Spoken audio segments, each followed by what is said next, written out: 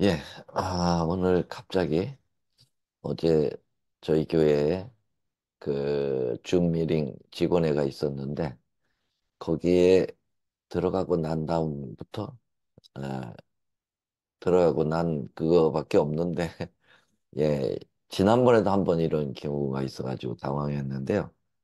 예, 오늘도 도대체 어디에서 문제가 발생됐는지 줌이 이제 로그아웃이 되면서 다시 들어갈 수가 없게 됐습니다. 이제 오늘은 그 신선영 집사님 링크로 공부를 하고 어, 다시 잘 해서 내일에는 문제가 없게 하도록 하겠습니다.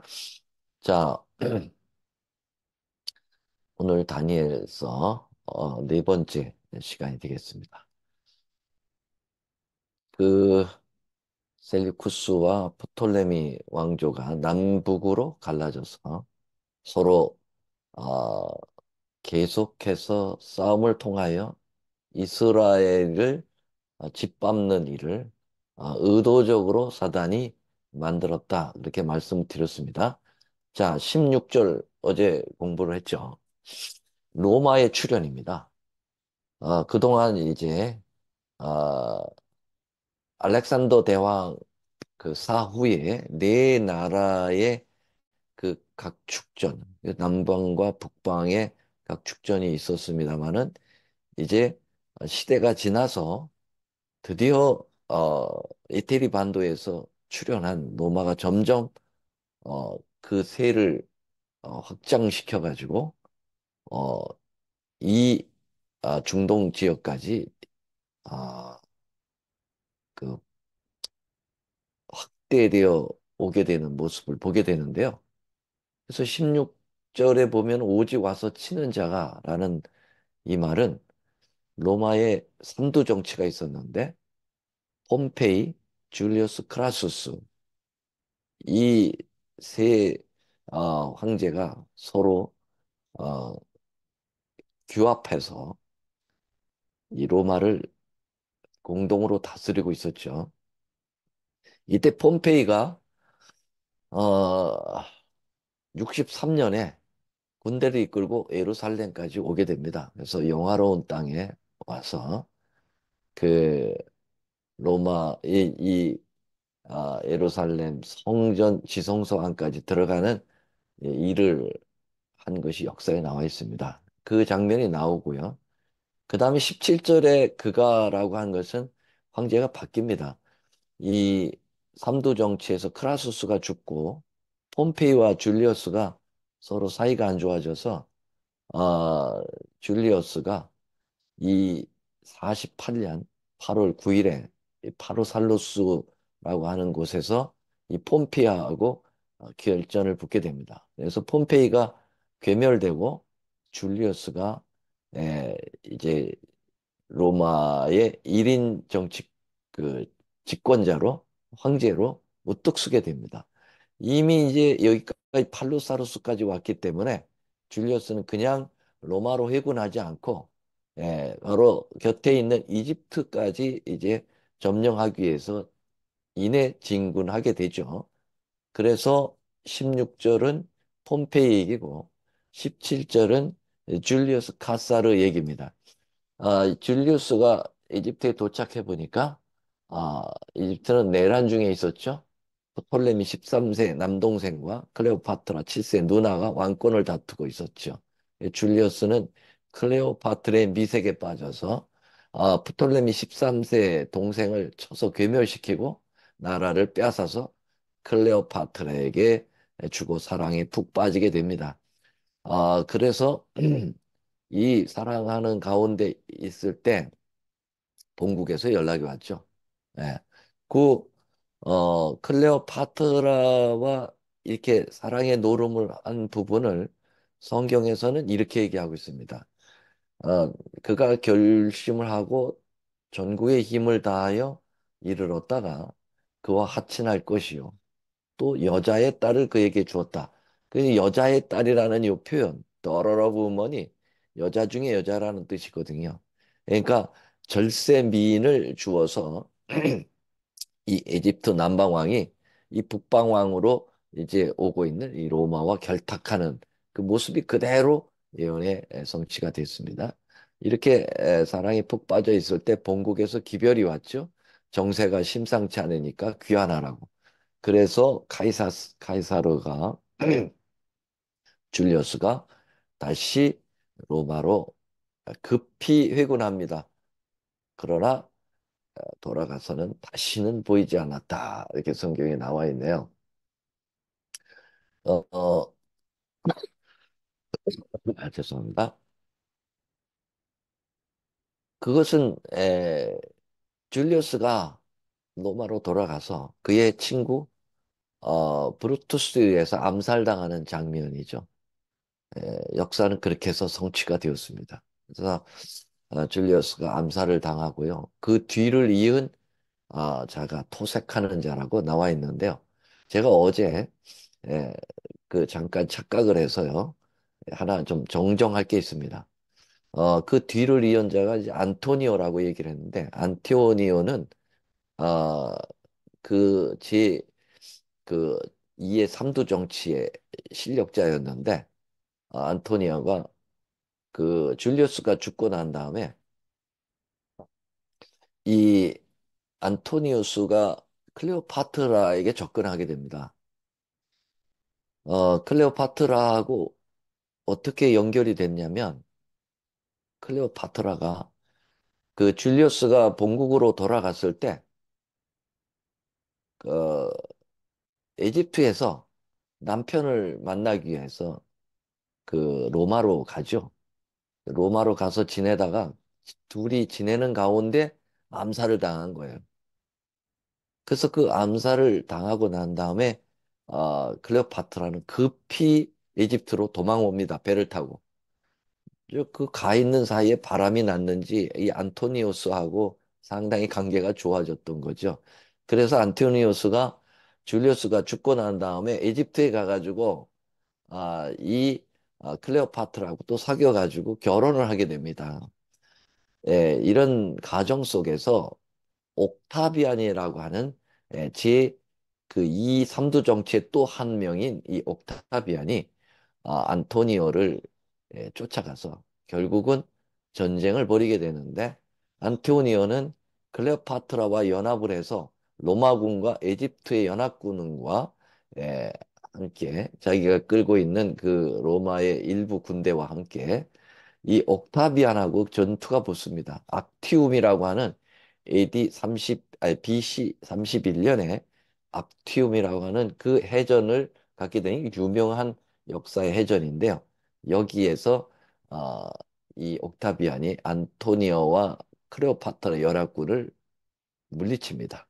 그리고 이집트로 진군해서 알렉산드리아에 이르게 됐을 때, 이 안토니오는 아, 죽임을 당하고 클레오파트라도 독사를 풀어서 자기를 죽게 함으로써 자살하게 됩니다. 그래서 옥타비안이 명실공히 로마의 황제가 되는 겁니다. 그래서 이 줄리어스 카사르의 양자였던 옥타비안이 결국 왕이 되면서 그 왕의 호칭 그 아호를 어거스트로 합니다. 그래서 아우구스트 카이저 황제가 됩니다. 그래서 이 어거스트 황제 이 옥타비안이 결국은 황제가 된 다음에 호정령을 내렸다고 그랬죠. 호정령은 인두세를 받기 위해서 전 자기들이 지배하고 있는 로마 속국에 있는 모든 사람들의 머릿수를 세기 위하여 인구 센서스를 하게 된 거죠. 그래서 그 과정 속에 어, 마리아가 어, 나사렛에서 베들레헴으로 급히 호족을 하기 위하여 요셉과 함께 가서 거기서 예수님을 낳게 되는 이 과정이 다 성경에 언급이 되어 있습니다. 자, 옥타비안, 바로 이 어거스트 시저가 죽고 난 다음에 그 위를 이을 자는 비천한 사람이라고 했는데 이 비천한 사람은 어거스트 시저의 그 리비아라고 하는 이 첩이 데려온 자식, 그래서 왕위를 세워달라고 자꾸 부탁했을 때, 이 어거스트는 당신의 아들은 이 나라의 어, 왕을 잇게는 비천한 사람이라고 역사에 얘기했는데 계율을 틈타서 이 티베리우스라고 하는 사람이 결국 왕이 됩니다.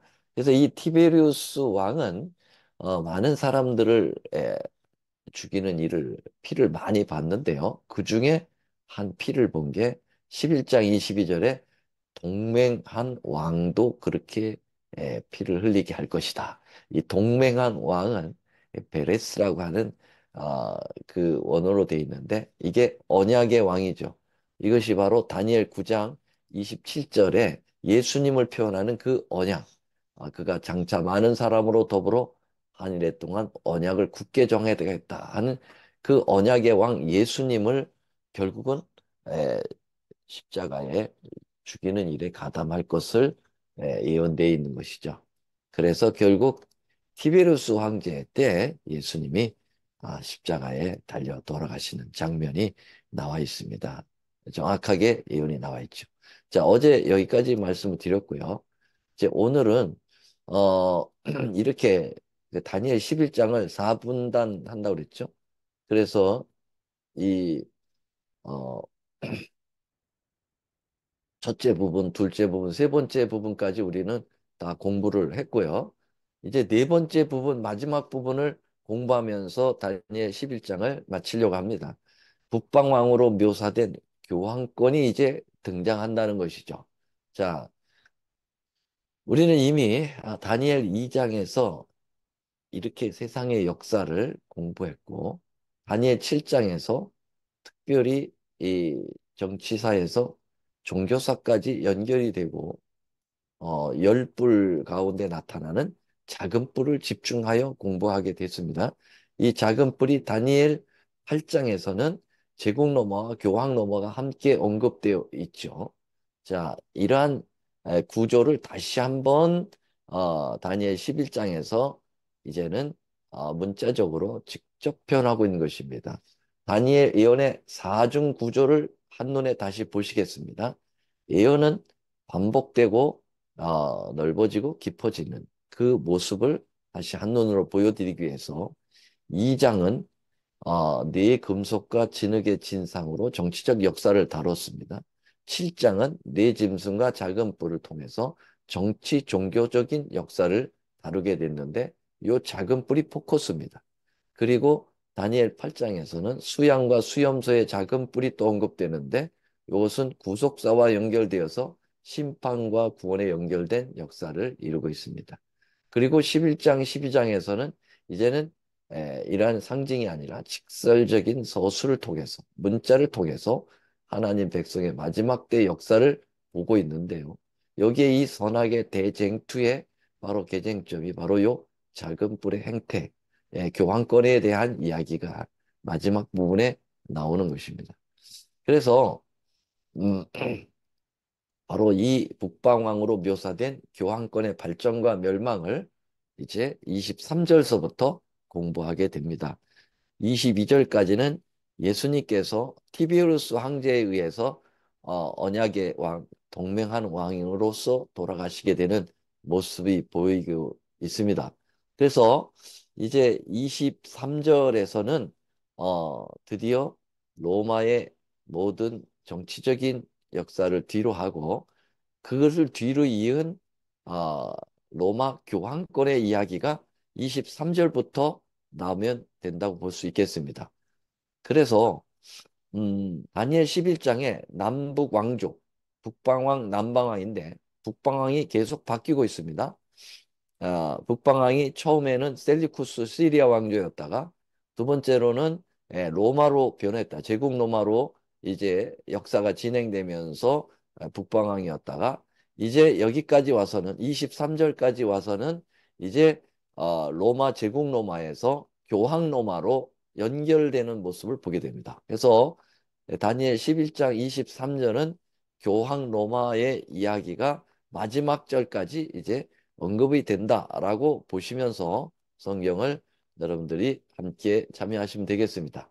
자, 그러면 23절서부터 39절까지의 마지막 부분을 이렇게 또 분단을 나눌 수가 있겠습니다. 다 로마 교회입니다. 로만 캐토릭을 얘기합니다. 로마 교회의 실제적 십자군 활동이 이제 나오는데요. 그게 23절부터 30절에 언급되고 있고요. 그 다음에 로마 교회가 구원의 체계를 전복시키는 그 유명한 성경절이 31절에 나옵니다. 이건 예수님이 언급한 성경절이에요. 그 다음에 세 번째, 로마 교회가 하나님의 참교회를 핍박하는 장면이 32절부터 35절에 나옵니다. 그 다음에 마지막으로 로마 교회가 자기를 스스로 높여서 하나님이라고 하면서 참말,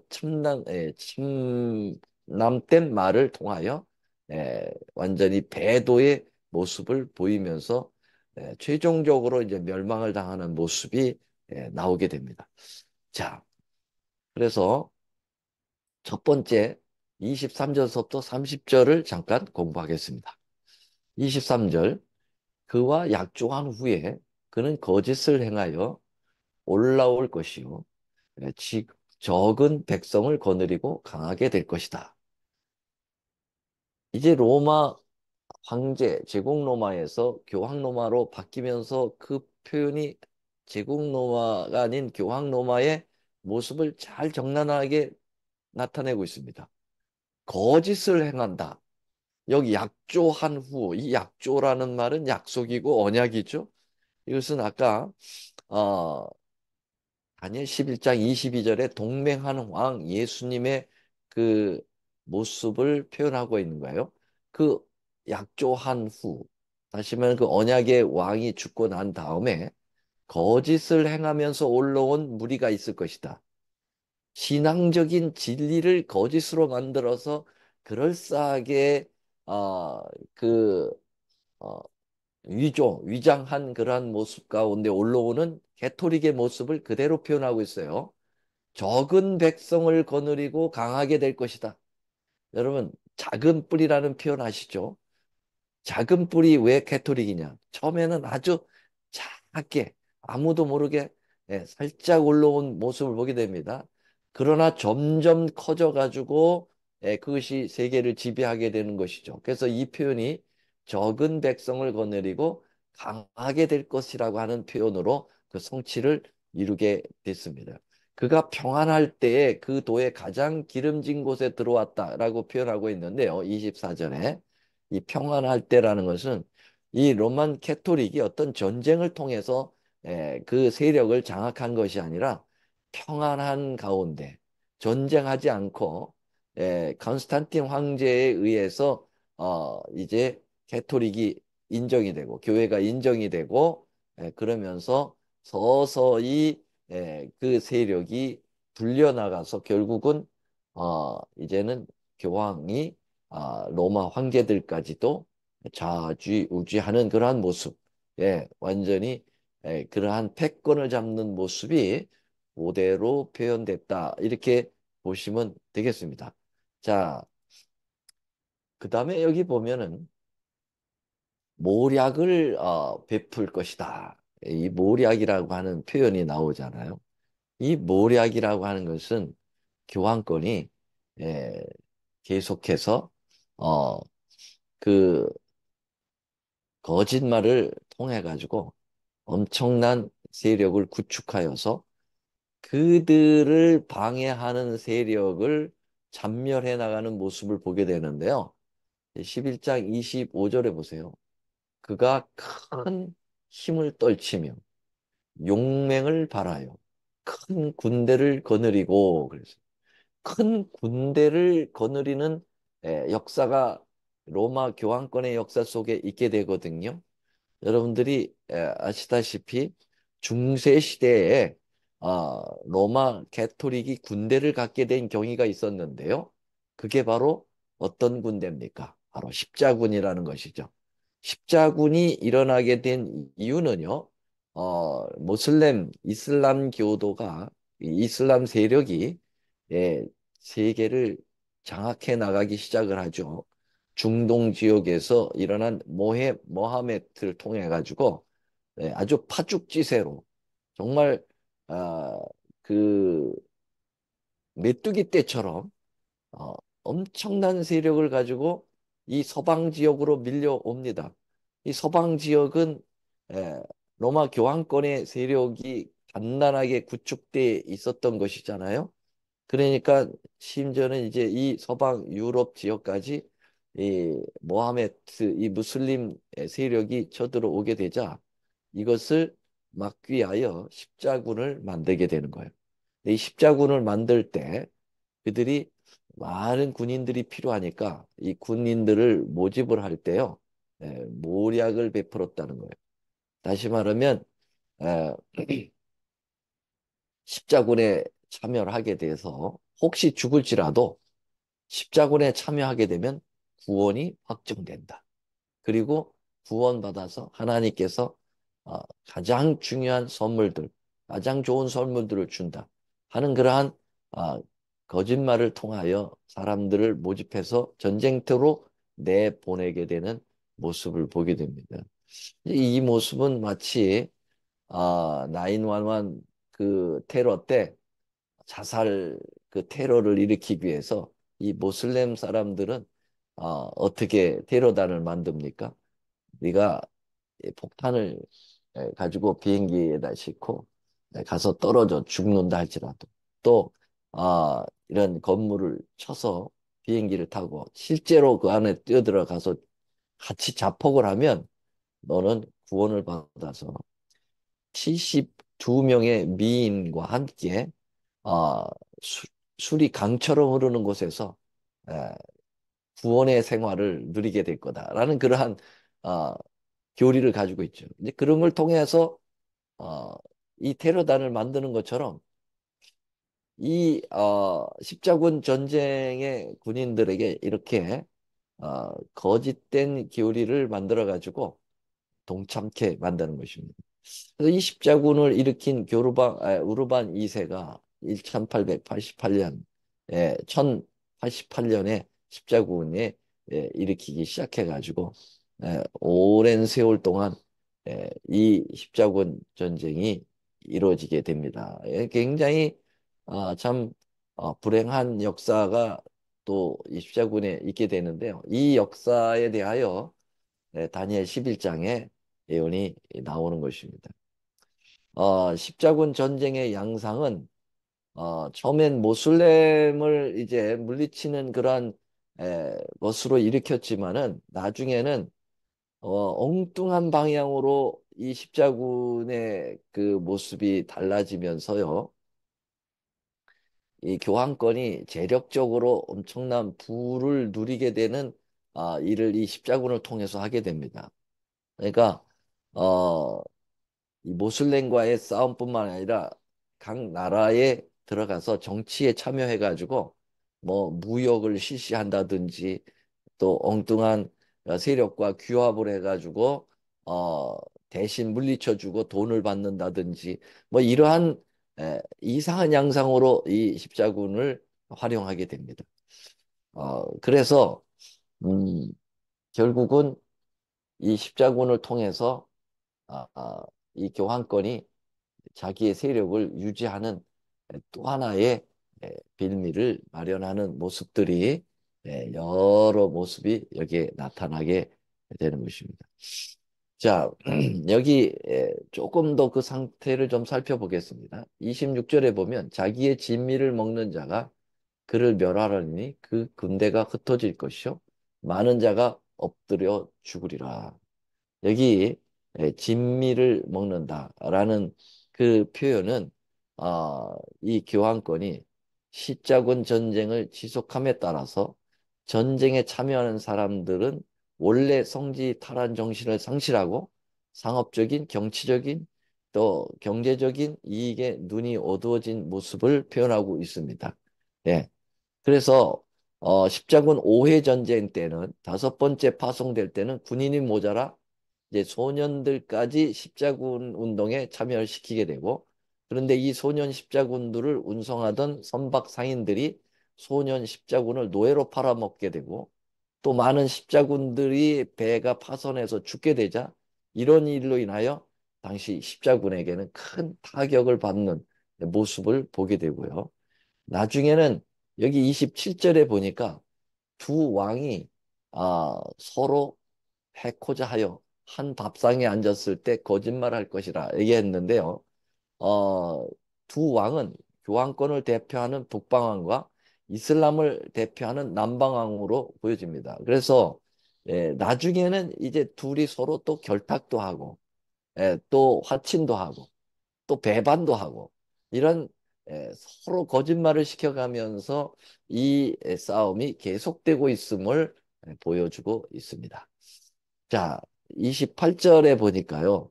거룩한 언약을 거슬렸다라는 표현은 서로 간의 재물 문제로 인해서 십자군과 이슬람 군대 간의 언약이 서로 깨지는 장면들이 나오게 되고요. 이 언약은 결국은 예수님과 맺은 구원의 언약까지 파기하는 배반의 역사가 계속될 것에 대하여 나와 있습니다. 그래서 여기 언약이 거룩한 언약이라는 말이 이 짧은 성경절에 세 번이나 나옵니다. 28절에 거룩한 언약이 나오고요. 그 다음에 30절에 거룩한 언약을 하나고 그 다음에 마지막 부분에 거룩한 언약을 배반하는 자들. 그래서 이 거룩한 언약이 결국은 자기들끼리의 언약도 그렇게 파기된 것이 언급되지만은 나중에는 거룩한 언약인 바로 예수님과의 맺은 그 언약까지 절대적으로 배반하면서 이루어 나가는 교황권의 그러한 일탈된 모습을 보여주고 있다. 그렇게 보시면 되겠습니다.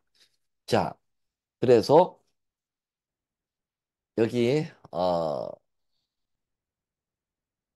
마지막 부분을 보면은 이는 기띔의 배들이 이르러 그를 칠 것이라. 그가 낙심하고 돌아가며 거룩한 언약을 하나고 임의로 행하며 돌아가서 거룩한 언약을 배반하는 자를 중히 여길 것이다. 라는 표현으로 보게 됩니다. 자, 이 11장 이 중간 부분은 사실은 쉬운 부분은 아닙니다. 많은 부분들이 아주 난해한 그러한 부분들이 있어서 어, 우리가 이렇게까지만 공부를 하시면 되겠습니다. 자, 그 다음에 31절까지만 오늘 말씀을 드리고 마치려고 하는데요. 이 로마 교회가 구원의 체계를 완전히 전복시키기 위한 성경절이 31절입니다. 요 다니엘서 11장 31절은 어디서 많이 본 성경절이죠. 자, 한번 같이 읽어볼까요? 군대는 그의 편에 서서 성소 곧 견고한 곳을 더럽히며 매일 드리는 제사를 피하며 멸망케 하는 미운 물건을 세울 것이며 바로 이 성경절은 유일하게 예수님께서 구약 성경의 책명을 명하시고 그것을 읽고 깨달으라고 명령하시고 그 인용한 성경절이 바로 다니엘 11장 31절입니다. 그게 어디서 언급이 되냐면 마태복음 24장 15절서부터 16절입니다. 그러므로 너희가 선지자 다니엘이 말한 바 여기 선지자 다니엘서에 나오는 그 내용이 뭐냐? 멸망에 가증한 것이 거룩한 곳에 선 것을 보거든인 것입니다. 이것은 바로 다니엘 11장 31절의 말씀을 그대로 가져온 말씀입니다. 원어적으로 보면 똑같이 가져옵니다. 그때 유대에 있는 자들은 산으로 도망할지라. 이것을 누가복음에는 이렇게 표현하고 있습니다. 누가복음에는 21장 20절 너희가 예루살렘 군대들에게 에워싸이는 것을 보거든 그 멸망이 가까운 줄을 알라. 여기 멸망에 가증한 것이 군대로 표현되고 있고요. 거룩한 것이 예루살렘으로 표현되고 있습니다. 그러면 예루살렘을 포위하여 멸망하게 이르게 한 것은 로마 군대입니다. 이걸 다시 이렇게 좀 표현하면 어떨까요? 다니엘 11장 31절에 군대는 미운 물건을 세운다. 그렇게 얘기했습니다. 이 군대를 마태복음 24장에는 가증한 것으로 보았고요. 그리고 여기 성소 곧 견고한 곳이라고 하는 곳이 바로 예루살렘이고 이것이 군대들에게 에워싸인다고 누가복음이 얘기했는데 요 군대가 바로 로마 군대인 것입니다. 그래서 다니엘 11장의 31절에 결국 예루살렘이 로마에 의해서 포위당하여 돌 위에 돌 하나도 남기지 아니하고 다 무너뜨려질 것에 대한 예언을 예수님께서 다니엘서에 예언된 것을 인용하여 다시 반복하여 말씀하고 있는 것입니다. 자, 그러면 요 부분이 그 당시 AD 70년에서 끝난 것이냐? 그게 아니라는 것입니다. 각 시대 대쟁투에 보면은 요 부분을 엘렌 화이트는 언급을 하면서 요것은 다시 예수님 재림 직전까지 연결되어서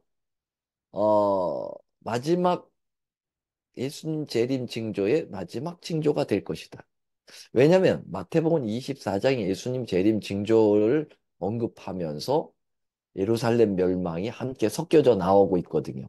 그래서 AD 70년에 있는 예루살렘 멸망은 마지막 지구 멸망의 예조다, 예표다, 샘플이다 이렇게 보면 되겠습니다. 이런 방식으로 마지막 지구도 멸망할 것이다. 예수님 재림 직전에 이런 징조가 일어날 것이다 하는 것입니다. 자, 그러면 요거를 조금 확대 해석하면은 예루살렘이 바로 교권을 얘기합니다. 정치적인 아니 종교적인 교권인데요. 바로 거룩함, 가장 거룩한 권한을 가지고 있는 것이 바로 뭔가 예루살렘 성전이고요. 예루살렘 성전에서 가장 거룩한 것이 지성소고 지성소에서 가장 거룩한 부분이 법궤고요. 법궤 안에 가장 거룩한 것이 십계명이고 십계명에서 가장 빛나게 나타났던 네 번째 계명이라고 보여지고 있습니다. 그래서 요 안식일 대신 가장 가증한 것 로마 군대고요. 요 로마 군대가 로마 교권 바로 다시 말해 교황권으로 연결되어지고 로마 교황권에서 가장 자기의 권위의 표라고 얘기하는 것은 안식일을 일요일로 바꾼 요 부분이라고 이야기하면서 일요일은 그들의 권위의 표라고 얘기합니다.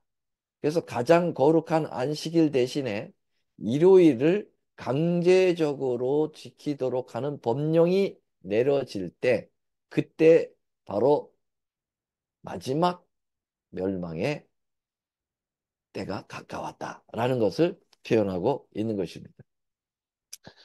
자, 그래서 어, 이 다니엘 11장 31절은 예수님께서 직접 인용하시면서 마지막 그 선악의 대쟁투의 국면까지 설명하는 아주 중요한 부분이었다는 거 오늘 말씀을 드리고 오늘은 여기서 마치겠고요. 내일은 이제 32절, 35절 그리고 36절, 39절 요 두 파트까지 공부하면서 내일로 다니엘 11장을 모두 마치도록 하겠습니다. 내일 것도 굉장히 중요한 부분입니다. 왜냐하면 이 마지막 부분을 더 구체적으로 어, 다니엘서 11장에 예언되어 있다고 하는 놀라운 일을 확신하게 확인하게 될 것입니다. 자, 오늘은 여기서 마치도록 하겠습니다.